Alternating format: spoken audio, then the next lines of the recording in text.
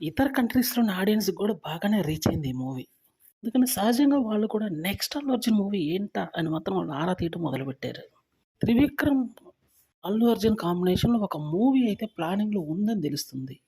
ఆ ముహూర్తానికి సంబంధించినటువంటి టైం గాని, ఆ డేట్ గాని ఇంకా తెలియాల్సి ఉంది. తర్వాత 'ప్రశాంత్ నీల్‌తో' ఒక మూవీ ఉంది అనైతే ఒక ప్లానింగ్ ఉంది. దాని తర్వాత 'అట్లీ' మంచి డైరెక్టర్ అన్న విషయం మనకు తెలిసిందే. బట్ అతని డైరెక్షన్‌లో గూడా 'అల్లు అర్జున్‌తో' ఒక మూవీ వచ్చే అవకాశం ఉందని తెలుస్తుంది. అంటే లైనప్ మాత్రం భారీ స్థాయిలోనే ఉంది.